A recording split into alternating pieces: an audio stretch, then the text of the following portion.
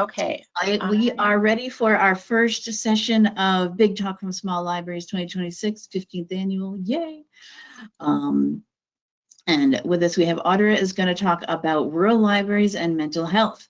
And I'm just going to hand over to you right away, Audra, and let you take it away and introduce yourself and tell us about what you've been doing in your library. Okay, thank you. Good morning. Can everybody hear me? And yes, sounds good. Okay. Sounds good. Looks good. All right, you got my screen? Good. Yes. Well, I'll have what Sherry's having. I don't know about you, but that was quite the cheerleading and support I think that we all needed. And Sherry, if you want to post what your coffee recipe is, I would love to have it. That was very inspiring and heartfelt, genuine. Loved it. Well, good morning. My name is Audra Shaneman, and I really appreciate the opportunity to present today. I'm the former director of the Winthrop City Library in Southwest Minnesota, town of about 1,500. Agriculture is the big economic driver in our community, and my role was eliminated by just recently by budget cuts starting in 2026, and the library is currently being run by 2 part-time employees.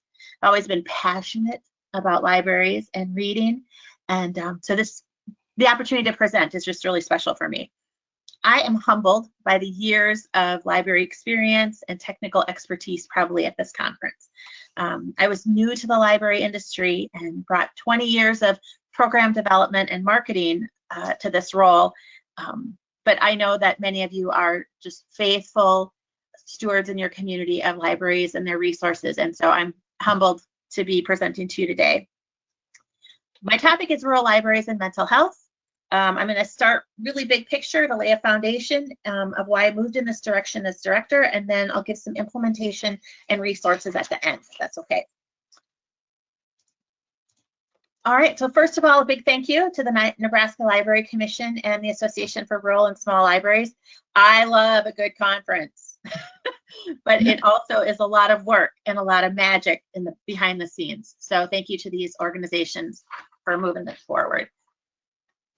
I forgot to set my timer. Let's see if I can do that quick. Today I'm going to talk about four kind of areas that I think will help set up make the case for doing some mental health programming in your library. The first one's mental health in rural areas. We're going to talk about some barriers for people and residents and patrons in our areas. We're going to talk about why the library, some good questions to ask, and then we'll talk about some programming ideas, and we always like R&D, research and development. I was in an industry where we loved R&D, but we really called it really meant rip off and duplicate in our world. And so I am, anything that you see today, whatever, I expect you to rip off and duplicate. Do not feel any shame about that.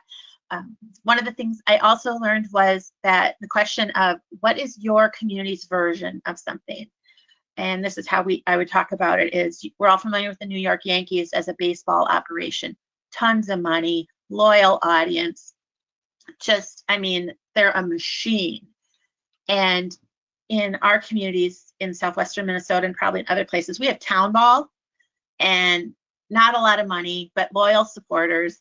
The baseball is sometimes okay, but we can do things in our small libraries that are similar to what big libraries can do, but it's just what is our community's version of that. So even with our topic today, you'll kind of see some ideas that you can adapt for your own. So your presenter, this is me. I have over 20 years in communications, marketing, and leading strategic conversations. Never underestimate the power of a good question. I'm a cancer survivor. Nothing is so great as having cancer during a global pandemic. And then I'm also a certified soccer mom. My son is a senior. I have 2 kids. My son's a senior. Nobody packs a cooler better than I do. But I'm kind of in that transition of, oh my God, there's an empty nest coming hard and fast. That in the picture is me with an alligator with its mouth taped. Yes, no alligators were harmed in the creating of this presentation, or in this instance. We have educational programming at the library, and the presenter's like, hey, you want to hold the alligator? And I'm looking at 60 beautiful little faces going, Audra, they need to see adults being calm, curious, and confident. So yes, I had held the alligator, one of the best days at the library ever. All right, so it's me. So my mental health story. I'm moving quickly because I knew we were kind of running over on the last one. My mental health story is, I've got some family history on my dad's side. We've got some family lore about female members being low. So I think there's some probably low-grade depression, you know, whether it's seasonal, whatever, but there's just been some, that's kind of one of our family stories, is that the ladies on that side get kind of low. I mentioned before that I had cancer, and I had it during COVID. So like I said, you know, here we're in a global pandemic and I get cancer. So one of my best experiences at that time was that I got a oncology therapist provided to me. You know, they just asked, would you be interested in that? And I was like, heck yeah, I'll take that. And it was really great to have that person help me process through with kids, family. I had a pretty public job, you know, just how to process through that. And that was not my first round with a therapist, but I mean, talk about the right resource at the right time to help me move through things. And then my secrets, which are not really secrets, I should have said my tips, because it's not a secret. We all have mental health. We all need to be concerned about our mental health. So I wouldn't want to keep anything secret from anybody. But family, friends, and faith. I'm an introvert and an extrovert, so I'll probably not talk to anybody for the rest of the day here, but family and friends and faith and community of faith is really important to me, and just keeping connected and mental health. Also inspirational quotes. I am such a sucker for those cute little quotes on signs or things you put on your bookshelves. And I have so many, I really should just clean out. But even as I look around in my office, I'm like, there's a lot there. I love the song "Roll With It" by Steve Winwood. It's on my home screen, so that whenever I need the reminder, just roll with it. You can't control it, just roll with it. And then a while ago, like a long time ago, a therapist told me, you know, in order to have a great day, again, focusing on what you can control and what you can't, what 5 things do I need for a good day? And over the years, this list has kind of changed or morphed, you know, kind of depending on what's happening. But right now, I can tell you my 5 things that I need to do for a good day. The first one is connection with another human. This is not, hi, how are you, in the produce section. This is a connection with the eyes, with, you know, talking, sharing, just a really solid connection with another human being. And then connection with God, higher power, spiritual practice, something like that is on my list. Something of beauty. I appreciate all the technology and all of the detail and all of the hustle and the bustle, but really training myself to look for beauty is powerful.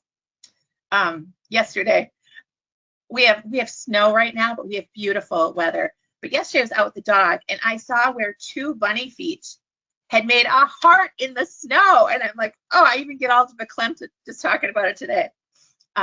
So something of beauty, good music. We all love that. Right now I am in a disco and zydeco kind of genre switching, which is really good in the mornings, not so good at night. And then movement. This is kind of a newer one for me, that this is actually something that I really need to be intentionally doing every day. So what 5 things, this is a takeaway for today. What 5 things do you need every day for a good day? All right, let's get into it.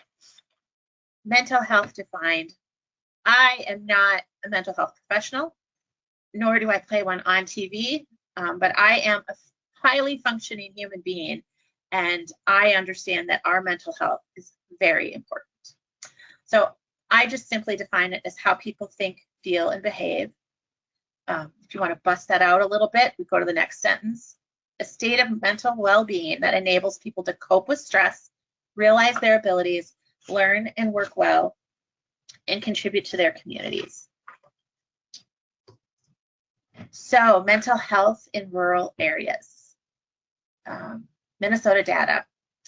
I got this information provided by NAMI of Minnesota. That stands for National Alliance on Mental Illness. They are a national alliance, big organization, lots of resources. If you are going to dip into this area, they will be a great partner. They provided a lot of information, but I just got these off some handouts that I had from one of their conferences. So 1 in 5 adults experience a mental illness each year. 1 in 9 adolescents aged 12 to 17 have serious thoughts of suicide.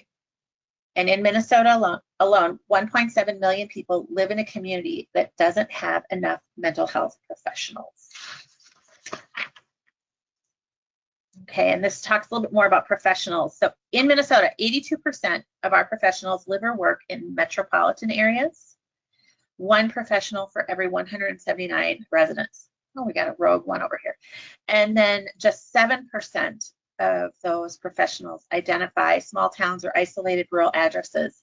And so that means, we have 1 professional for every 741 residents. This was a study provided by the Center for Rural Policy and Development in Minnesota. They are Minnesota specific, but they had done a research study on kind of the bottleneck of mental health services in rural Minnesota.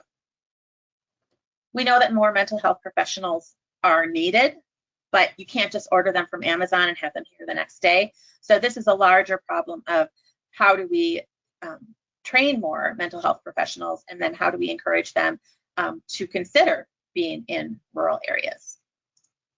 All right, mental health affects all ages. Half of all chronic mental illness begins by the age of 14, and that is anywhere. And then this next point is really important for me. While older adults in rural areas report having larger social networks than older adults, they report higher levels of loneliness. So they have a larger social network, but that is not translating into connections that help take care of their loneliness. If you are looking at anything about elderly and rural communities, a lot of it is about loneliness and social isolation. So I really think that this topic of libraries and mental health is a winner. So we are laying that land and getting a foundation. So let's talk about mental health in rural areas with the 3 A's of barriers. If you're an alliteration fan, why don't you throw that in the chat? Give me a high five. The 3 A's are provided by Monica McConkey, rural mental health specialist, and she's a consultant here in Minnesota, and so I'm stealing these from hers, and she gave approval. So. All right, the first one is accessibility. And I think this is going to be not just Minnesota specific. I think this is everywhere. And kudos to the great showing in the Midwest libraries today. We show up. It's good. Accessibility. So the service is not covered. Mental health services are not covered by insurance. This is a problem. It is a barrier because certainly a $30 copay is different than a $150 to $180 bill. But we have a lot of independent small business owners, farmers in this economy here, and many times this service is not covered by insurance. And also, it's in a rural area, they will have to travel, so a distance. So in this community where I am at, or was at, there's a hospital with services about 30 miles to the north and about 30 miles to the south. And so if you were saying that an average visit is 50 minutes, and then you have to add on an hour of travel time, you're looking at 2 hours, and that is a significant chunk of somebody's day just to get mental health. So that accessibility piece is a challenge in our rural areas. The second A is availability, and that is just a chronic shortage of providers. And so that leads to long wait times. And I don't know about you, but when I'm in my mind that I need to do something, I want to take care of it right away. I want to get that scheduled, and they're like, well, you got to wait 6 weeks, or you got to wait 2 months. In fact, I just contacted our one of our clinics, and they let me know that none of their providers are taking any new clients. So that is in the mental health or in the hospital clinic area. So that pushes people out into private practices, which there's nothing wrong with that. It's just some of those don't take that insurance. And then they, so you have that greater cost and cash outlay. So availability is a big deal. And then this is the one where the stigma comes in, the acceptability of getting mental health or mental health services in rural areas, or even honestly talking about it. People in rural communities are strong, stubborn, proud, independent. How are you? Oh, fine. And that is not enough human connection to get my 5 things a day. But that is par for the course here. It's just, like it says, admitting help is needed, that it's seen as weak. And then we also have a strong rural religious component that's put in here, that when you put rural with religious, you add that proud, stubborn, strong, and then you throw religion on there, it just really becomes the frozen chosen. We're very stoic. Well, we won't admit any weakness. And that doesn't help when you're you've got some issues and you just need some help. You got a season and you just need somebody to kind of walk you through that. Admitting help is not really accepted in our rural communities. An interesting thing also about what happens here is if, let's say, a church brought in a program and it's open to everybody, somebody from church A may not want to go to a program at church B because they don't want to be seen or they don't want it to be awkward. And I feel, and so this is going to tie into something we talk about later, but that is real. And it's good to know your community so you know what that looks like. All right, so why libraries?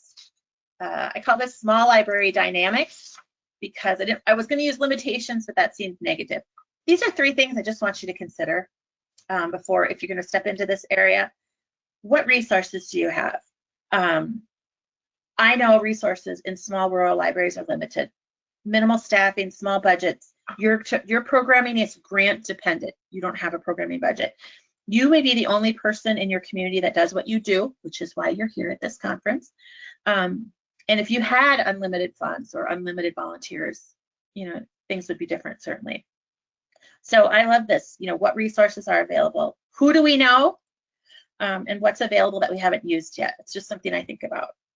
And then the second one is reputation. What's your library's reputation? This matters in our smaller communities. We've got gossip, judgmental attitudes, backbiting. Minnesota Nice is just really another way of being passive aggressive and not saying what you really think. Sorry. Reputation management is something to strategically consider. What's the reputation of our library? What do our patrons say about our library?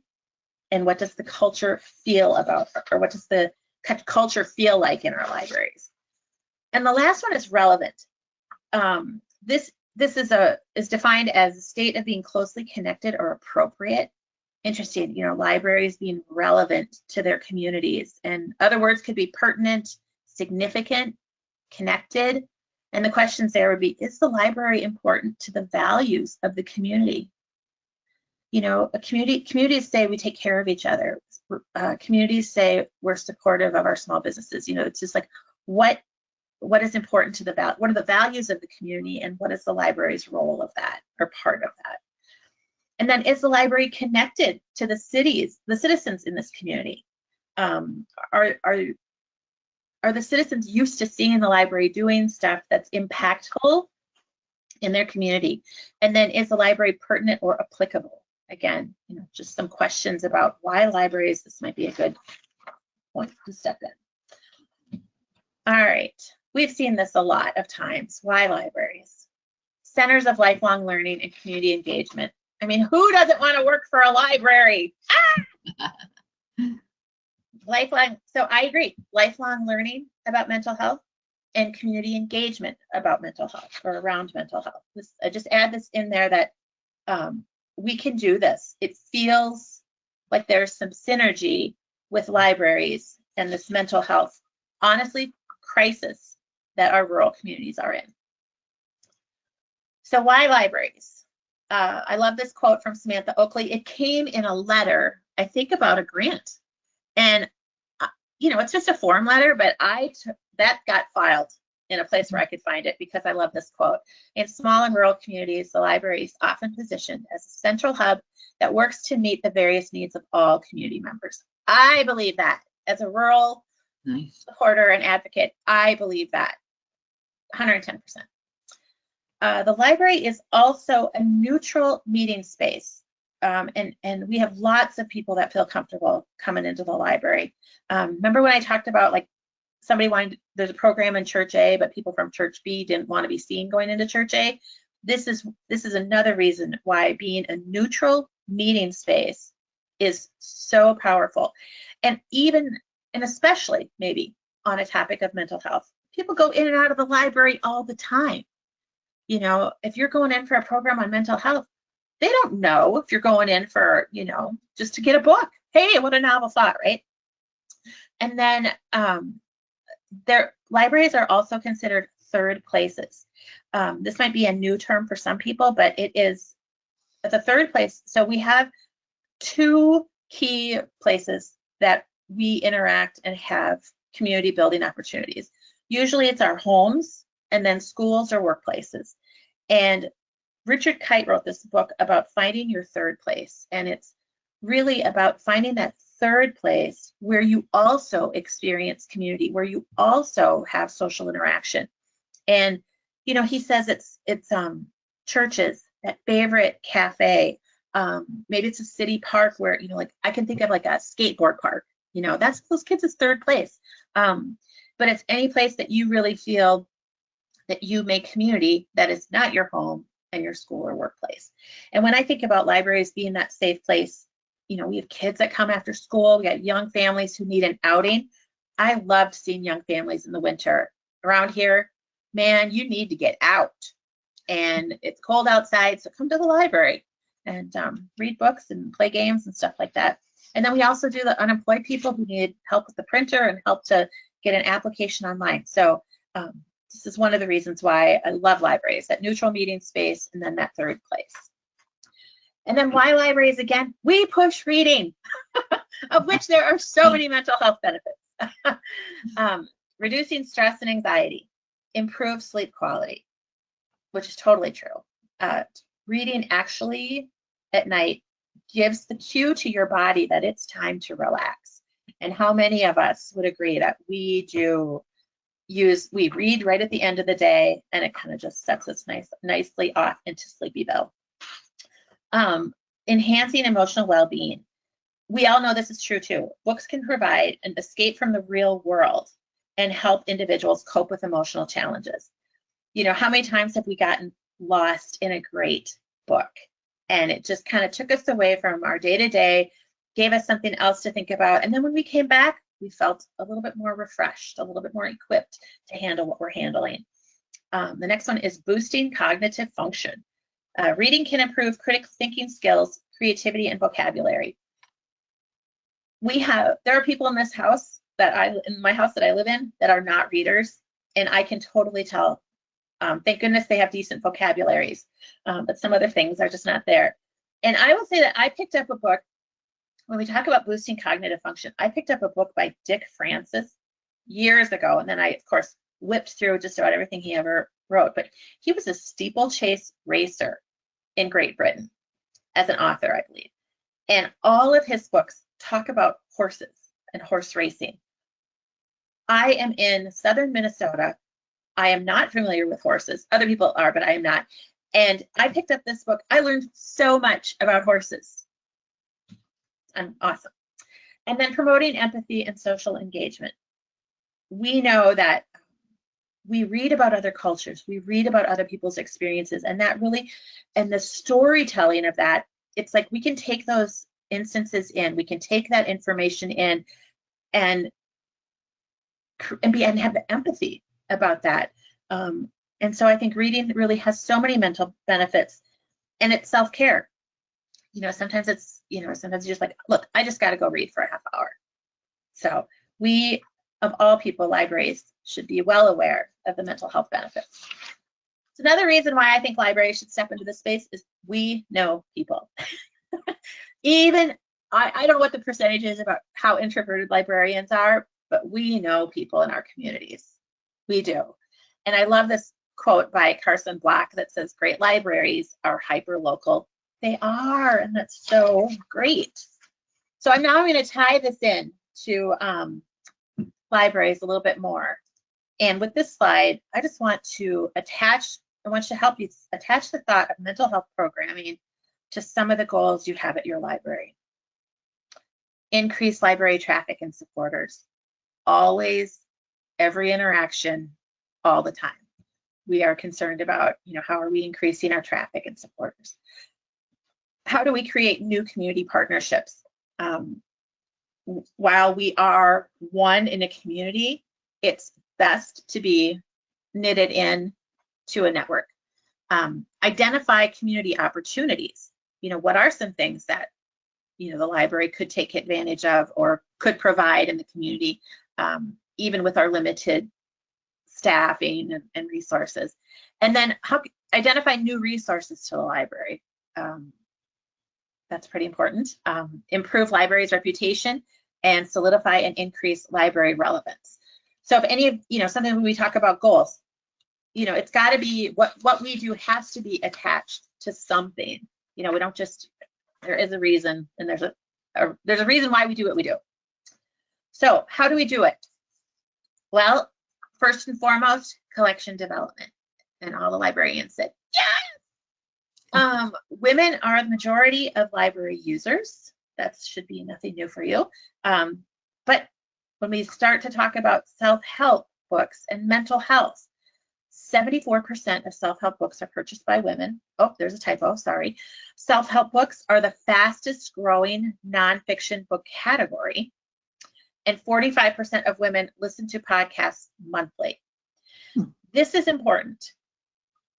And when you put your programming brain on, you'll understand kind of why we did kind of some of the things that we did. But when we talk about collection development, those podcasts, well, first of all, there's a ton of self-help books coming out right now. They are the fastest growing nonfiction book. We received from our regional library system a nonfiction grant, and this was kind of a grant to refresh nonfiction. And I think part of that is fiction seems to have the fast track, and you got people clamoring, can you get this book, can you get this book?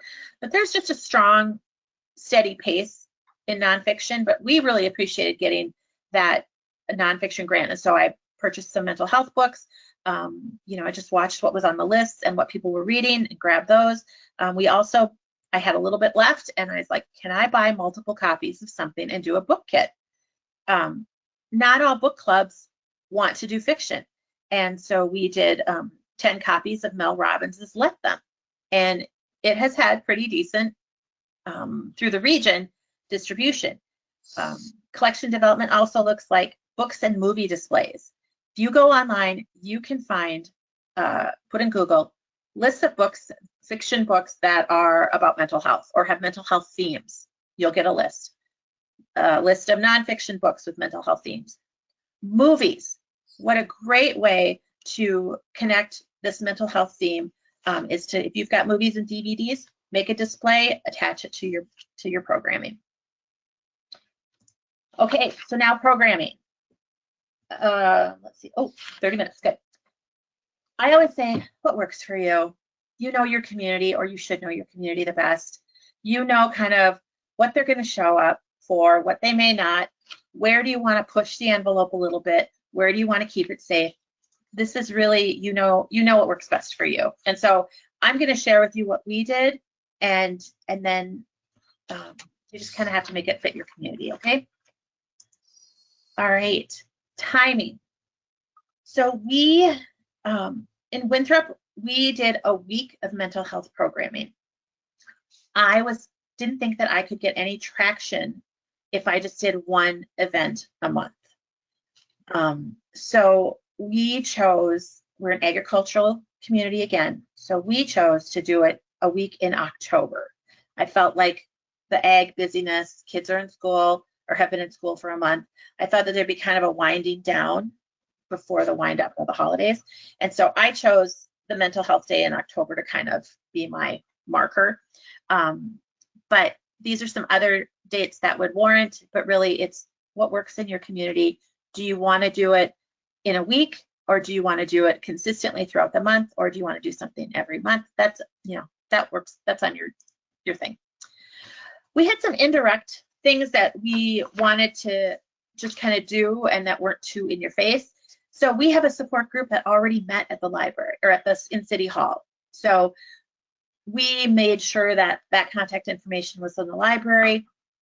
We had received a lot of information from local mental health organizations, and we made sure that that was placed in the lobby or just around the library. And then we did order and display books with the mental health theme. We made sure that we were going to have a nice variety of different books, fiction, nonfiction, movies, even some kids things that you can find. There are kids books about emotions and mental health, grief, all of that, and then also movies for them. So where do we find mental health already? Hospitals and clinics, professional offices, government offices, employee assistance programs of our big, larger employers, schools, nonprofits, and churches. These are all your potential partners in the programming realm. We had our school, we knew the school was hosting some programming already. There's a bunch of churches. You know, the city provided an employee assistance program to its employees, so I did tap them for some advice. And then we had just a smattering of local and statewide programs with mental health and suicide prevention programs in the area. So those were my partners when I started to do the programming. And there is a 2025, in the 2025 session of this conference just last year, there is a video on partnerships, which was excellent. Just on some boundaries, you know, when you start to work with other organizations, how to really set yourself up for success. So I would highly recommend watching that when you start to do these partnerships. So some presentation ideas. Here's the good stuff. Presentations were the anchors of our mental health week of activity, and then we kind of did activities around it. But we had these presenters come in. COMET is from our University Extension offices, and it stands for Changing Our Emotional and Mental Trajectory. It is a equipping of just normal people, lay people, on mental health conversations, making it more normal to have a conversation about how someone's mental health is. And this came out of the state of Colorado, and many university and extension offices are trained in this. And here's the kicker, it's free. So I would suggest that that be certainly something. It's credible, it's tested, it's got good presenters, and it's just a great contact with your extension offices. Highly recommend that one. Lunch and learns. You know, sometimes chambers do this, or sometimes hospitals do this, but the library did it during our mental health week, and we found a HR consultant to come in.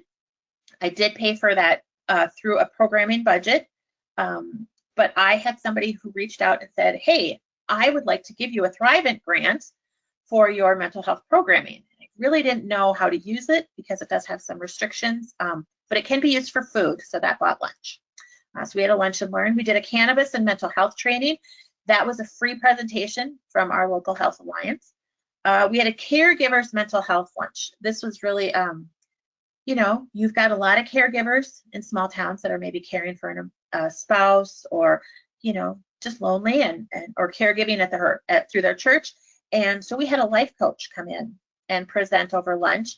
But I had called our local hospital as a potential partner, and it was someone, and they also have a community health arm, but they're like, look, we really are so backed up with our practitioners that we cannot send you someone to present. Okay, So that's how the lack of professionals and practitioners impacts this. But she's like, but I do have a community grant that can support what you're doing. And so she gave a nice donation to help make this possible. So even if you can't get a practitioner to come and present at your library, there may be other opportunities at your hospital to look at it. And then we have a nonprofit mental health organization really close to us called To Be Continued. They do a lot of programming in our communities and schools. And so we just had a meet and greet with their executive director. All right, so activity ideas. You remember the presentations are kind of the anchors of what we did, the big guns we'll call them. But you got to have the sprinkles, got to have the glitter. And so some activity ideas that we did.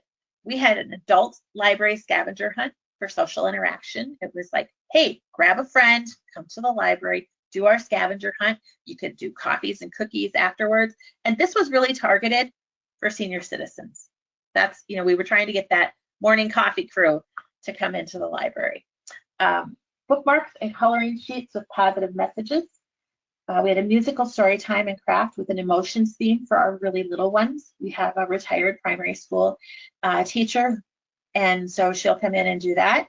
And then we did fidget making after school with some, key rings and pony beads, nothing super fancy, but just, again, fidgets are great for our mental health. I have a basket of them.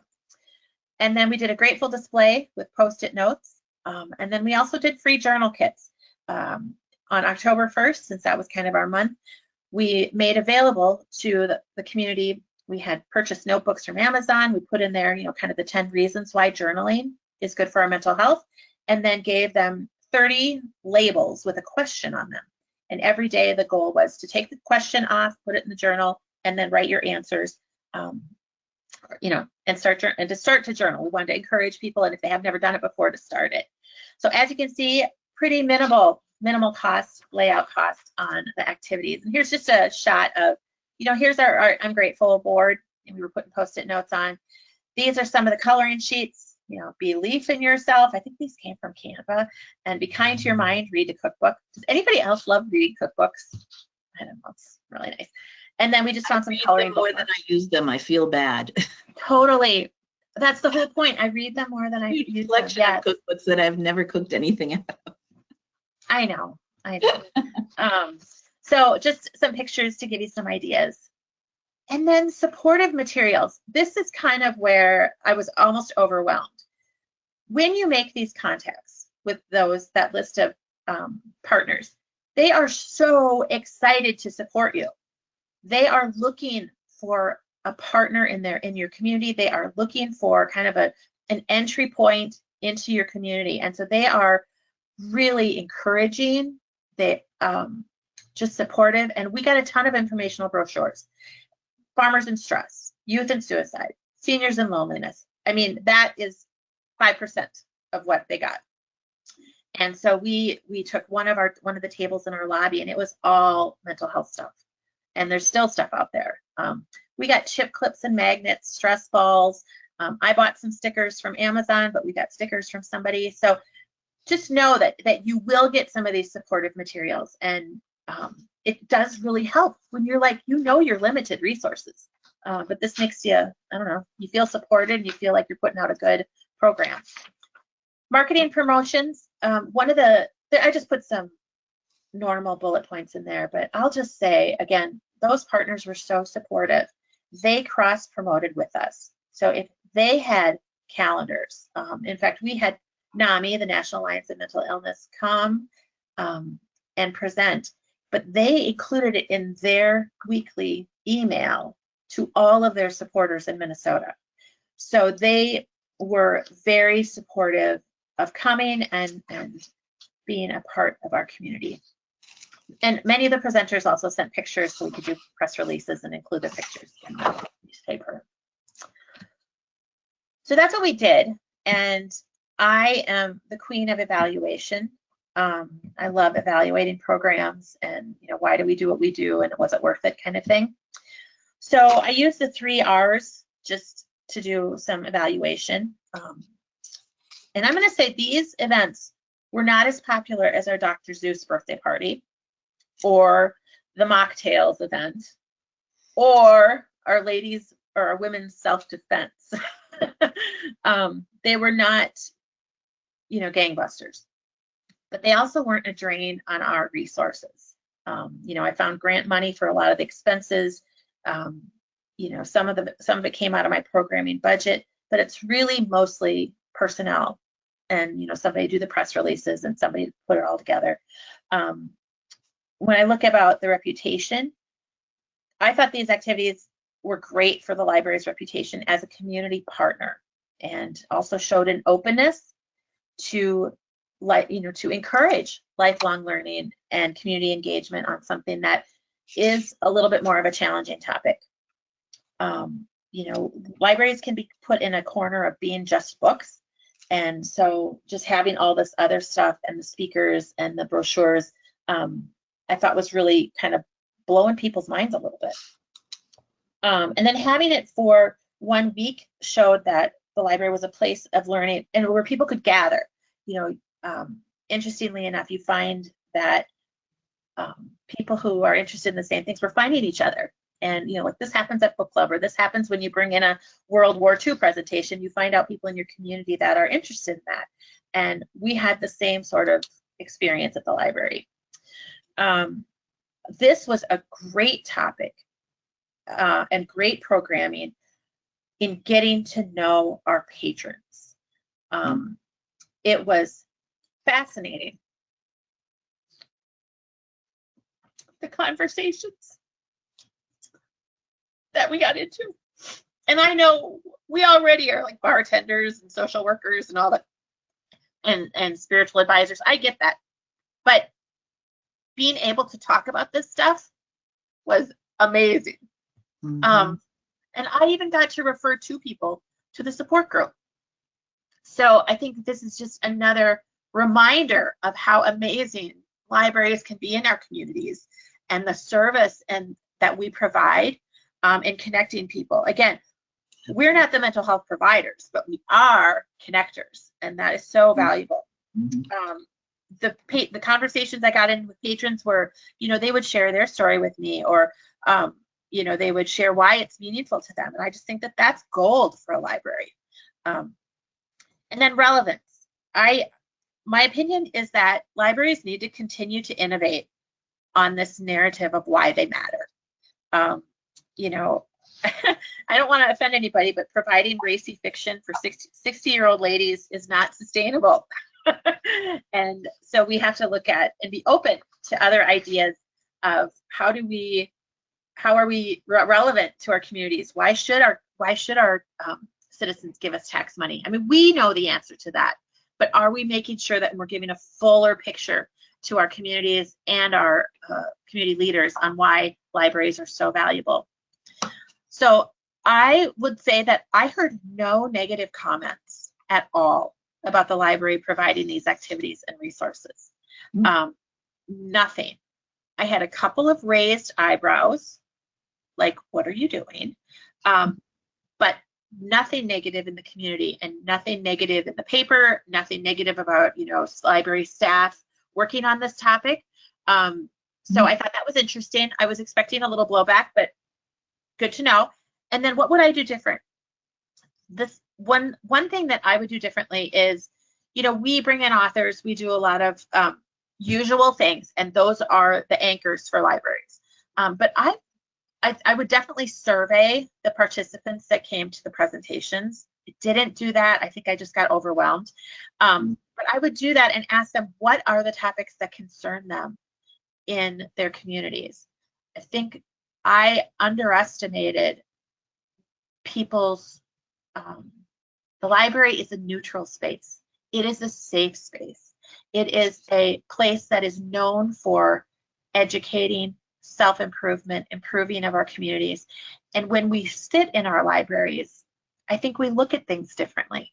And so I would have surveyed to get a sense of what else do they think about when they're in the library that the community, you know, are things in their libraries that are in the communities that concern them. I would definitely do that differently. And I would also maybe work with other neighboring libraries.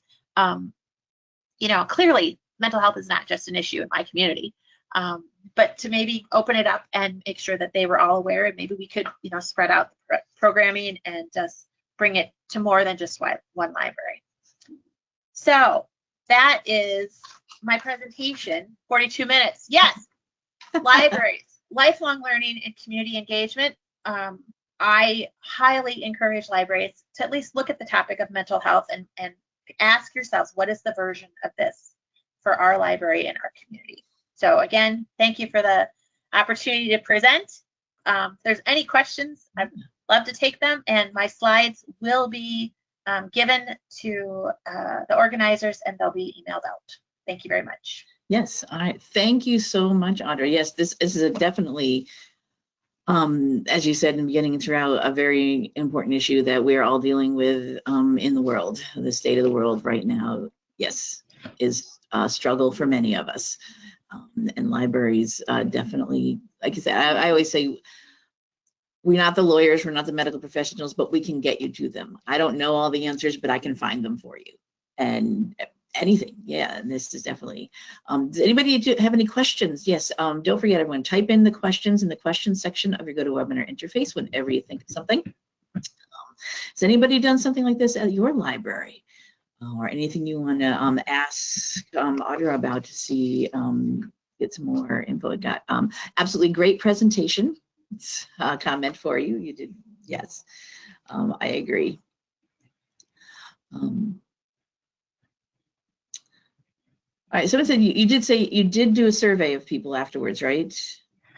I didn't do surveys after the presentations, and I would. That's the one thing I would change, is I would. Someone's asking, could you share the survey that you had done? And I thought, I don't know if that actually happened. Yeah, okay. I didn't use grant funds for some of the presentations, so I didn't have to. But now I wish that I did. But it'd be a good idea for next time, yes. Okay, if someone does want to know, and I think you mentioned a little bit about this, but what kind of marketing do you use for this event? So your usual library stuff. You know, you got the flyers in town, flyers at the library. If you do a monthly calendar, you're going to get all your stuff on there. Our calendars also go on the back of the city utility bills. So I know that those calendars are going into every household. If that is not something that happens in your community, ask for it. It might be a way to getting the word out. We also we have a weekly newspaper. And so we wrote press releases. All the presenters sent pictures. And so press releases about the whole event is a week. We did one press release for that. And then we did press releases for each of the anchoring presentations. And those were in the paper. Again, social media, you know, I need to be stronger on Instagram, but you know, like in Facebook, you make each anchor presentation an event. You make the week an event, and then you just start sharing it. Again, your partners are going to be great at sharing what you have. You know, they want, you know, if somebody's coming from to be continued, they're going to share that to their supporters too. So it's good to let them know that that's what you've done. What would I do differently in the marketing and promotions? You know, we all know that you can do 85 bazillion things, and then somebody still is going to come the next day and go, oh, I didn't know that was happening. So just do and I did put it in, I did let all the churches know. And some of them did put it in, again, small town, 1,400 people, 6 churches, everybody knows everybody. Some of them did put it in their bulletins, which I thought was really nice. Someone does have a comment here, which is, I think, is a great idea. I wanted to make sure I shared. This person says, we have recently added a lot of mindfulness resources to our kids sections. They're researching ideas for mental health kits to be picked up by anyone who needs them in our teen and adult sections. Great idea. I love that. Your children are definitely being affected by what's happening in the world, or seeing how you're being affected by it, and that trickle down affects them. Yeah.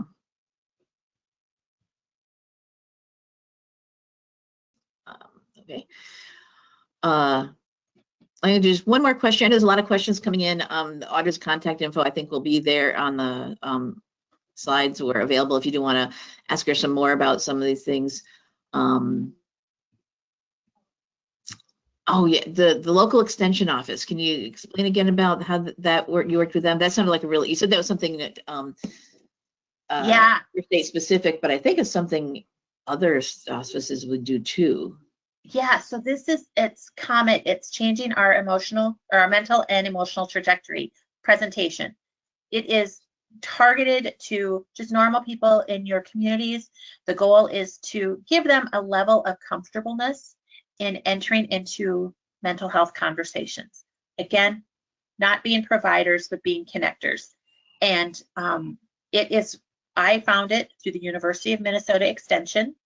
It comes out of Colorado, the program itself, but it is so the other states' offices probably have access to it. Yeah, nice. I would bet that lots of states have it, and it is free. That is part of the deal. Is it must be provided free. And I actually went and got trained as a facilitator because I thought it was so just great for, normal equipping people to have, just to give you a sense of, oh, that person's a little low. I need to do, what's another question I can ask to make sure everything's okay? Is it temporary or is it permanent? It was great. And it's called COMET, COMET. Right. And it's in the slides earlier too, that you will all have when the recording is available. Is put up, yeah. All right, I think we'll have to wrap this up for now. We got to get into our next session. Oh, cool. Someone just shared a link to an article about the CSU extension offices. Okay, I will share that out too. So thank you so much, Audra. This was a great presentation, very useful information. Anyone who does have any other questions, yes, Audra's contact info will be available and you can reach out to her when you ask her anything else and talk about what she did at her library. So thank you so much, Audra. Thank you for the opportunity.